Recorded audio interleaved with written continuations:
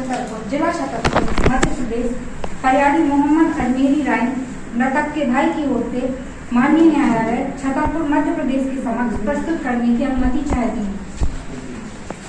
माननीय उक्त शक्ति प्रकरण 110/2021 प्रधान मजिस्ट्रेट किशोर न्यायालय छतरपुर, जिला छतरपुर के न्यायालय के दंडिक प्रकरण क्रमांक 75/2021 मध्य प्रदेश राज्य बनाम विधि के उल्लंघनकारी बालक में पारित उपार्पण आदेश दिनांक 26/8/2021 से माननीय न्यायालय छतरपुर मध्य प्रदेश के समक्ष संज्ञान हेतु सुपुर्द किया गया है।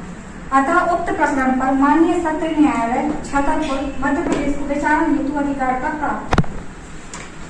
माननीय उक्त प्रकरण का विवरण इस प्रकार से है कि फरियादी मोहम्मद अजमेरी ने दिनांक 1 फरवरी 2021 को थाना ओरछा में इस आशय की देहाती नारी से लेखबद्ध करवाई कि आज दिनांक 1 फरवरी 2021 को सुबह लगभग 9:30 बजे घर से उसका छोटा भाई वकील राइन अपनी 4 पहिया वैल्यू कार से निकला था। फिर उसके मोबाइल पर किसी अनजान व्यक्ति ने फोन पर बताया कि उसका भाई मोहम्मद वकील ज्ञान सागर स्कूल के पीछे खाली प्लॉट नटपुरवा में मृत अवस्था में लहूलुहान हालत में पड़ा है। सूचना प्राप्त होने पर वह तथा उसके परिवार के अन्य सदस्य ने वहां जाकर देखा तो उसका भाई वकील राइन लहूलुहान हालत में मृत अवस्था में पड़ा था, जो किसी अज्ञात के द्वारा हत्या करना प्रतीत हो रहा था। तब थाना ओरछा रोड में जाकर प्रथम सूचना रिपोर्ट लेखबद्ध कराई। माननीय घटनास्थल के आसपास की सीसीटीवी फुटेज प्राप्त की गई, जिसके आधार पर विधि के उल्लंघनकारी बालक एवं आरोपी आरिफ के द्वारा दिनांक 1 फरवरी 2021 को सुबह 10 बजे के लगभग ज्ञान प्रकाश पब्लिक स्कूल के पास थाना ओरछा रोड, जिला छतरपुर में सह अभियुक्त आरिफ के साथ मिलकर उसकी हत्या करना प्रतीत हो रहा था। माननीय सह अभियुक्त विधि के उल्लंघनकारी बालक की आयु 18 वर्ष से कम होने के कारण किशोर न्याय बोर्ड के द्वारा पृथक विचारण हेतु मामला माननीय सत्र न्यायालय छतरपुर को सुपुर्द किया गया है। माननीय विधि के उल्लंघनकारी बालक के विरुद्ध भारतीय दंड संहिता 1860 की धारा 302 धारा 34 के अंतर्गत यह अपराध का यह आरोप है कि उसने ज्ञान सागर पब्लिक स्कूल के पास सुबह के लगभग 10 बजे सह आरोपी आरिफ के साथ मिलकर सामान्य आशय के अग्रसरण में चाकू एवं पत्थर से वकील मृतक राइन को चोटें काटकर उसकी हत्या करी। माननीय prosecution witness number 1 Munir Khan ने अपनी मुख्य परीक्षा में बताया है कि घटना दिनांक 1 फरवरी 2021 को उसके पास अजमेरी राइन का फोन आया था और वह बोला कि उसके छोटे भाई वकील राइन का ज्ञान सागर स्कूल के पास नट मोहल्ला में मर्डर हो गया। वहां वे लोग गए तो वहां पर वकील खां खून से लटक पड़ा था। मृतक की चोटों को देखकर लग रहा था कि उस पर चाकू से वार किए गए। माननीय यह कथन माननीय प्रोसिक्यूशन विटनेस नंबर 2 अजमेरी राइन ने अपनी मुख्य परीक्षा में बताया है कि घटना दिनांक 1 फरवरी 2021 को वकील खान ज्ञान सागर स्कूल के पीछे खाली प्लॉट पर मृत अवस्था में पड़ा था। उसके शरीर में चोटों के निशान थे। माननीय prosecution witness number 10 Pradeep Sharma ने मुख्य परीक्षा में बताया कि दिनांक 1 फरवरी 2021 को उसे फोन पर सूचना मिली थी कि ज्ञान सागर स्कूल के पीछे मोहम्मद वकील राइन की अज्ञात कारणों से मृत्यु हो गई। उसके सामने ही मृतक की लाश का पंचनामा प्रारूप पत्र 3 बनाया गया था। माननीय prosecution witness number 13 doctor Mukesh Prajapati ने अपनी मुख्य परीक्षा में बताया है कि दिनांक 1 फरवरी 2021 को जिला चिकित्सालय छतरपुर में मेडिकल ऑफिसर के पद पर रहते हुए मृतक मोहम्मद वकील तनय हनीफ राइन का सब परीक्षण किया था, जिसमें कुल 18 चोटों के निशान मृतक के शरीर थे। माननीय उक्त सभी चोटें मृत्यु पूर्व की थी तथा चोट क्रमांक 1, 16, 18 सख्त एवं भौतिक हथियार से एवं शेष सभी चोटें सख्त एवं धारदार हथियार से पहुंचाए जाना प्रतीत हो रही थी। माननीय चोट क्रमांक 1, 12, 13 प्राणघातक प्रकृति की थी। Prosecution witness number 1 Munir, prosecution witness number 2 Ajmeri ने मृतक के शरीर पर चोटें होना बताया है, जिसकी पुष्टि prosecution witness number 10 Pradeep Sharma के लाश के पंचनामा प्रारूप पत्र 3 में तथा prosecution witness number 13 doctor Mukesh Prajapati ने पीएम रिपोर्ट के द्वारा की है, जिससे स्पष्ट होता है कि मृतक के शरीर पर चोटें कारित की गई थी तथा उक्त चोटें के परिणाम से उसकी मृत्यु। माननीय prosecution witness number 1 Munir Khan ने बताया कि घटना दिनांक 1 फरवरी 2021 को वह घटनास्थल पर गया था, जहां वकील खान खून से लटक पड़ा था। मौके पर मृतक के सिर का वेग 10 से 12 किलो का पत्थर 30 से 40 फीट दूरी पर एक बड़ा सा लोहे का चाकू पड़ा था। वहीं पर मृतक की 4 व्हीलर वैल्यू कार 100 फीट दूरी पर खड़ी हुई। माननीय prosecution witness number 2 Mohammed Ajmeri ने बताया कि घटना दिनांक 1 फरवरी 2021 को पुलिस ने मौके पर जाकर बालों का बैग, मोबाइल, एक चाकू, एक पत्थर, एक वैल्यू कार जब्त कर प्रारूप पत्र 5 जब्ती पत्र तैयार किया था, जिस पर उसके हस्ताक्षर हैं। माननीय प्रोसिक्यूशन विटनेस नंबर 3 समीम ने बताया कि दिनांक 1 फरवरी 2021 को घटना स्थल पर गया था। वहां मृतक वकील मृत अवस्था में पड़ा था। उसके शरीर पर काफी चोटें थी। वहां पर बालों का बिल पड़ा था, एक बड़ा सा पत्थर था जिस पर खून लगा था, थोड़ी दूरी पर एक चाकू लगा था जिसमें भी खून लगा था। पुलिस ने उसके सामने घटना स्थल का नक्शा मौका प्रारूप पत्र 6 बनाया था, जिस पर उसके हस्ताक्षर हैं। माननीय प्रोसिक्यूशन विटनेस नंबर 7 हृदय नामदेव ने बताया कि दिनांक 1 फरवरी 2021 को थाना ओरछा में आरक्षक के पद पर पदस्थ था। उप निरीक्षक प्रदीप शर्मा ने उसके सामने सोनू उर्फ अनूप सिंह से एक सीडी जब्ती पत्र प्रारूप पत्र 11 बनाया था, जिस पर उसके हस्ताक्षर हैं। माननीय उक्त तथ्यों की पुष्टि प्रोसिक्यूशन विटनेस नंबर 10 उप निरीक्षक प्रदीप शर्मा के द्वारा की गई। Prosecution witness number 10 Pradeep Sharma ने अपनी मुख्य परीक्षा में बताया है कि दिनांक 1 फरवरी 2021 को वह थाना ओरछा में एसआई के पद पर पदस्थ थे। एसआई प्रदीप शर्मा ने घटना स्थल से सादा मिट्टी, खून से नीला मिट्टी, एक सैमसंग कंपनी का फोन, मोबाइल की ईयरफोन, बालू का बैग, उसमें खून लगा था, एक चाकू जो दोनों तरफ से धारदार था, एक सीमेंट का रेत से भरा हुआ पत्थर जिस पर खून लगा था, एक पत्थर जिस पर खून लगा था, एक 4 पहिया वाहन की रिमोट वाली चाबी, एक वेन्यू कार्ड जिसका नंबर MP16CB 4022 था। जब्त का जब्ती पत्र प्रारूप पत्र 5 बनाया था, जिस पर उनके हस्ताक्षर हैं। घटना स्थल के पास सोनू अनूप सिंह चाय वाले के द्वारा पेश करने पर एक सीडी जब्त कर जब्ती पत्र प्रारूप पत्र 11 बनाया गया, जिस पर उसके हस्ताक्षर हैं। माननीय prosecution witness number 6 Tirath Namdev ने अपनी मुख्य परीक्षा में बताया है कि पुलिस ने उसके सामने विधि के उल्लंघनकारी बालक से पूछताछ कर मेमोरेंडम पत्र प्रारूप पत्र 7 बनाया था, जिसके आधार पर विधि के उल्लंघनकारी बालक के घर से चाकू और कपड़े, पीली टी शर्ट एवं लोवर जब्त का जब्ती पत्र प्रारूप पत्र 8 तैयार किया गया, जिस पर उसके हस्ताक्षर हैं। माननीय prosecution witness number 11 Madhavi Agnihotri ने अपनी मुख्य परीक्षा में बताया कि वह दिनांक 3 फरवरी 2021 को थाना ओरछा में पदस्थ थी।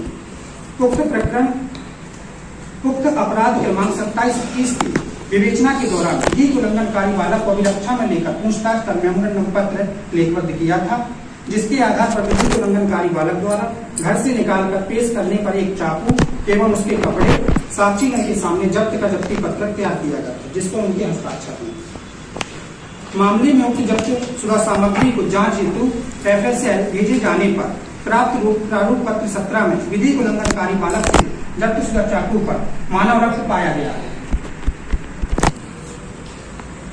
माननीय जब्त शुदा सीडी आर्टिकल A4 को उभय पक्ष के अभिवक्तागण के समक्ष चलाकर देखने पर घटना दिनांक प्रोसिक्यूशन प्रदीप शर्मा ने बताया कि सीडी में घटना दिनांक 1 फरवरी 2021 की वीडियो है तथा जो समय 10:44 सुबह से वीडियो स्टार्ट हो रही है।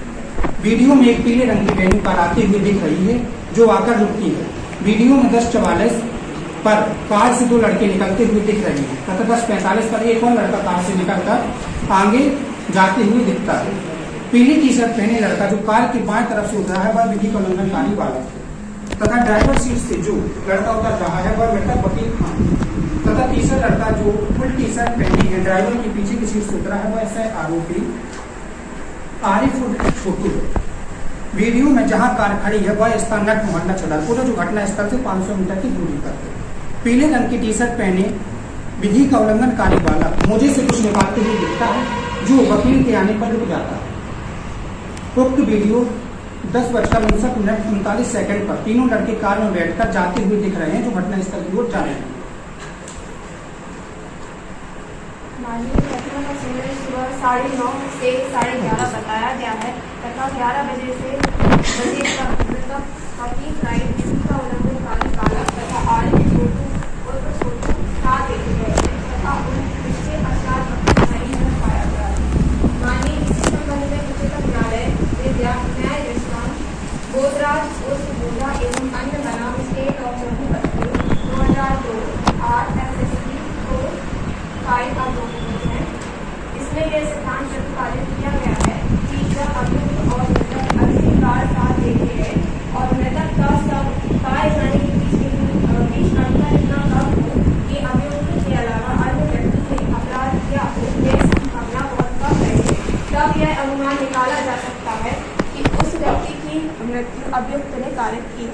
मानिए इसी संबंध में एक और न्याय दृष्टांत है।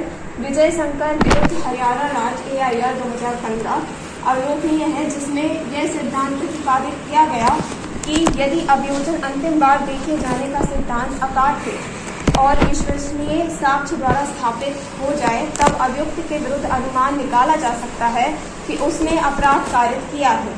मानिए संपूर्ण मामला परिस्थिति जन्य साक्ष्य पर निर्भर करता है, क्योंकि घटना का कोई चक्षुदर्शी साक्षी नहीं है।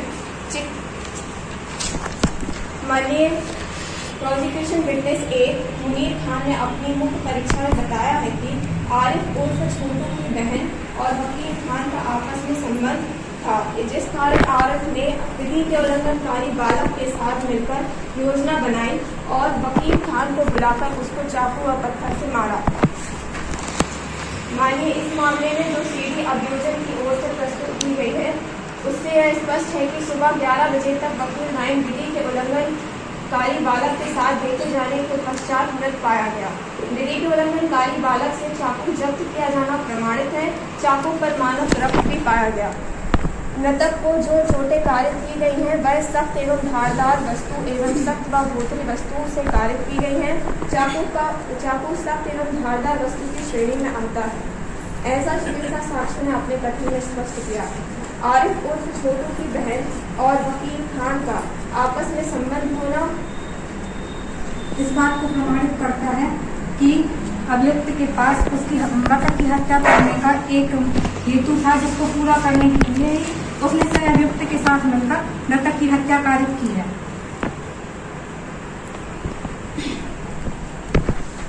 श्रीमान जी, ये ज्ञापन अभियुक्त पक्ष विधि का उल्लंघनकारी बालक की ओर से माननीय न्यायालय छतरपुर मध्य प्रदेश के समक्ष प्रस्तुत करने की अनुमति। श्रीमान जी, अभियोजन पक्ष की ओर से अभियुक्त पर भारतीय दंड संहिता की धारा 302 संकटित धारा 34 के अंतर्गत गणनीय अपराध का आरोप है कि अभियुक्त ने दिनांक 1 फरवरी को सुबह 10 बजे करीब ज्ञान प्रकाश पब्लिक स्कूल के अंतर्गत थाना ओरछा रोड जिला छतरपुर में मृतक वकील खां को अन्य अभियुक्त के साथ मिलकर सामान्य आशय से निर्मित कर उसे चाकू एवं पत्थर से मारकर उसकी मृत्यु कर हत्या कारित की। श्रीमान जी, अभियुक्त ने दंड संहिता प्रक्रिया संहिता 1973 की धारा 113 के अंतर्गत परीक्षण में किए जाने पर उसका कहना है कि वह निर्दोष है और उसे झूठा फंसाया गया है। मान्यवर अभियोजन पक्ष के कुछ साक्षियों के कथन इस प्रकार हैं। मान्यवर अभियोजन साक्षी क्रमांक 3 समीम ने अपने परीक्षण में बताया कि प्रापी 7 बालक का मेमोरेंडम कथन व प्रापी 8 जब्ती पत्रक पर उसके हस्ताक्षर हैं, जबकि स्वयं समीम ने अपने कथनों में बताया है कि पुलिस ने बालक से इसके सामने ना तो कोई पूछताछ की थी, ना ही कोई सामान जब्त किया था। मान्यवर अभियोजन साक्षी क्रमांक 4 सलीम ने भी अभियोजन साक्षी क्रमांक 3 समीम के कथनों का समर्थन किया है। मान्यवर अभियोजन साक्षी क्रमांक 2 अजमेरी, जो कि फरियादी है, ने अपने प्रति परीक्षण में बताया कि उसको घटना की जानकारी बादशाह पल्लेदार ने फोन पर दी थी, परंतु अजमेरी से पल्लेदार का फोन नंबर पूछने पर वह बताने में असमर्थ रहा है। अतः कथन कि उसे घटना की सूचना के लिए बादशाह का फोन आया था विश्वसनीय नहीं है। इसी प्रकार फरियादी ने अपने कथनों में बताया कि 11 बजे के करीब मृतक के पास फोन आने पर वह घर से गया था, परंतु आगे फरियादी ने बताया कि जिस समय उसके भाई के पास फोन आया था वह घर पर नहीं था, मंडी में था। अर्थात फरियादी जब मंडी में था तो वह यह कैसे बता सकता है कि किसका फोन आने पर मृतक घर से गया था। अर्थात मान्यवर फरियादी ने अपने कथन प्रति परीक्षण में बढ़ा चढ़ाकर किए हैं, जिन पर विश्वास करना उचित नहीं है। मान्यवर अभियोजन साक्षी क्रमांक 10 प्रदीप शर्मा ने अपने कथनों में बताया कि उन्होंने घटना स्थल के पास सोनू चाय वाले के दुकान से एक सीडी जब्त कर प्रापी 11 जब्ती पत्रक बनाया था, परंतु मान्यवर जब सोनू चाय वाले को न्यायालय के समक्ष पेश किया गया तो उसने सीडी जब्त कराए जाने से इनकार किया। मान्यवर जिस व्यक्ति से सीडी जब्त करना बताया गया है वह नारायणपुरवा का रहने वाला है, नटपुरवा का नहीं, जबकि घटना स्थल नटपुरवा है। और इस संबंध में साक्षी प्रदीप शर्मा ने कोई पंचनामा भी नहीं बनाया है, ना ही साक्षी सोनू अर्थात अनूप सिंह से तीनों लोगों की पहचान कराई है। मान्यवर प्रोसिक्यूशन विटनेस क्रमांक 14 साक्षी अनूप सिंह सोनू ने अपने प्रति परीक्षण में यह भी बताया कि नारायणपुरवा गांव में आटा चक्की की दुकान करता है, उसकी दुकान में कोई सीसीटीवी नहीं, कैमरा नहीं है, ना ही उसने कोई सीडी तैयार कर पुलिस को दी थी। मान्यवर सोनू ने अपने प्रति परीक्षण में बताया कि वह थाने से गुजर रहा था तो पुलिस ने बुलाकर कुछ कागजों पर उसके हस्ताक्षर करा लिए थे तथा जब कागजों पर हस्ताक्षर कराए गए उस समय कागज तोड़े थे, उन पर कुछ भी नहीं लिखा था। मान्यवर प्रोसिक्यूशन विटनेस क्रमांक 10 प्रदीप शर्मा ने अपने प्रति परीक्षण में भी स्वीकार किया है कि सीडी घटना स्थल की नहीं है। मान्यवर मामले में साक्षी समीप अभियोजन साक्षी क्रमांक 3 पक्ष विरोधी हो गया है तथा साक्षी तीरथ नामदेव का कथन भी जब्ती की कार्यवाही से समर्थित नहीं है। जब्ती पत्रक प्रापी 8 में केवल चाकू जब्त हुआ है, म्यान सहित नहीं, जबकि न्यायालय में चाकू म्यान सहित पेश हुआ है। मान्यवर अगर मृतक बालक के बुलाने पर घटना स्थल पर गया था तो विवेचक अधिकारियों ने यह जानकारी क्यों नहीं ली कि मृतक बालक के बुलाने पर कितने समय में घटना स्थल पर पहुंचा था।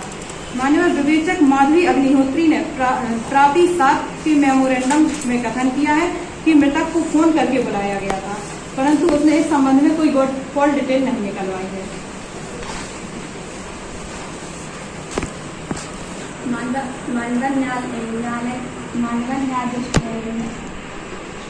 मानव न्यायाधीश परिस्थिति जनसाक्ष्य और न्याय दृष्टांत इस प्रकार है। मध्य प्रदेश शासन विरुद्ध संजय 2005, मध्य प्रदेश शासन विरुद्ध प्रसाद 2003 में माननीय न्यायालय ने सिद्धांत प्रतिपादित किए हैं कि परिस्थिति साक्ष्य पर निर्भर दोषिता का सिद्धांत तभी निष्कर्ष न्याय नहीं हो सकता है जब तक अपराध में फंसाने वाली सभी तथ्य या परिस्थितियां अभियुक्त के द्वारा निर्दोषता या किसी अन्य व्यक्ति की निर्दोषता से असंगत पाए जाएं। मानवीय परिस्थितियां साक्ष्य ऐसी होनी चाहिए जिससे अभियुक्त का दोष अचूक रूप से इंगित होता हो। परिस्थितियों की श्रृंखला ऐसी हो जिससे यह निष्कर्ष निकलता हो कि अपराध अभियुक्त के द्वारा या किसी ऐसे अन्य व्यक्ति के द्वारा नहीं किया गया। मानव उक्त न्यायालय में उक्त मामले में अपराध का स्वस्थ डॉक्टर को नहीं दिखाया गया था, जिससे यह परीक्षा हो सके कि वह आहत व्यक्ति के शरीर पर क्षतियां ठीक प्रकार से सुनिश्चित नहीं हुई है। मृतक की मृत्यु किस स्वीकारित हुई है यह स्पष्ट नहीं हो सका है। मेमोरेंडम एवं बरामदी में साक्षी के मोहल्ले की व्यक्ति नहीं थी। अभियुक्त के द्वारा मृतक को पहुंचाई गई चोटी चाकू का विवरण सिद्ध व अभियोजन द्वारा असफल रहा है।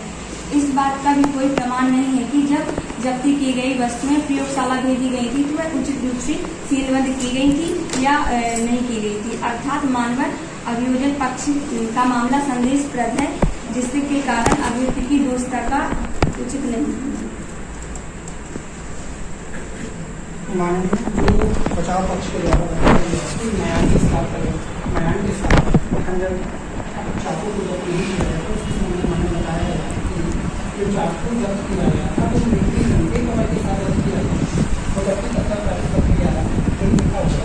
तो मानव में वो प्रोसिक्यूशन के द्वारा बताई गई है छोटी छोटी सी संगठनाएं बताई गई हैं कि कार्रवाई में छोटी छोटी संगठता उसके संबंध में माननीय उच्चतम न्यायालय के द्वारा एक न्याय दृष्टांत बताया गया है कि इस संकट का नाम स्टेट ऑफ कर्नाटक एक्ट 2011 अब इसमें बताया गया मानव कि सामान्य विसंगतियां व विरोधाभास साक्षी के कथन में आना स्वाभाविक है। यदि वह प्रकरण को मूल रूप से प्रभावित नहीं करते हैं तो काल्पनिक आधार पर साक्ष्य को निरस्त नहीं किया जाता। साक्षी नहीं है, उक्त मामले में केवल परिस्थिति जनसाक्ष्य पर आधारित है जो अभियोजन पक्ष ने जो परिस्थिति जनसाक्ष्य पेश किए हैं वो भी कोई संतोषजनक नहीं है, उनमें भी असंगत।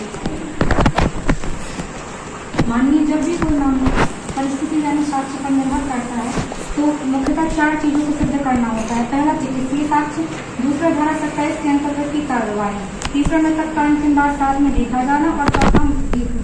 माननीय इस मामले में ये चारों चीजें सिद्ध की गई है। चिकित्सीय साक्ष्य में डॉक्टर के द्वारा यह कथन किया गया है कि जब मृतक का शव परीक्षण किया गया था तो उसके शरीर पर 18 गंभीर चोटें थी, जिसमें से कुछ चोटें प्राणघातक प्रकृति की थी। उनके मत के अनुसार ये चोटें किसी सख्त एवं धारदार हथियार से सख्त एवं बोझिल हथियार से काटी की गई। चाकू एवं नक्सल इसी श्रेणी के हथियार हैं। इसके अतिरिक्त धारा 27 के अंतर्गत जबकि धारा 27 के अंतर्गत बालक के घर से चाकू एवं कपड़े जब्त किए गए हैं। इसके अतिरिक्त सीसीटीवी फुटेज में यह स्पष्ट रूप से दर्शित है कि मृतक अंतिम बार सह अभियुक्त आरिफ एवं विधि उल्लंघनकारी बालक के साथ देखा गया था। इसके व संदेहास्पद स्थिति में मृत अवस्था में पाया गया, जिसके बारे में कोई भी स्पष्टीकरण अभियुक्त की ओर से नहीं दिया गया है। इसके अतिरिक्त हेतु तो इस मामले में अभियुक्तगण के पास उसकी हत्या करने का हेतु नहीं था, क्योंकि आरोपी की बहन के साथ मृतक का संबंध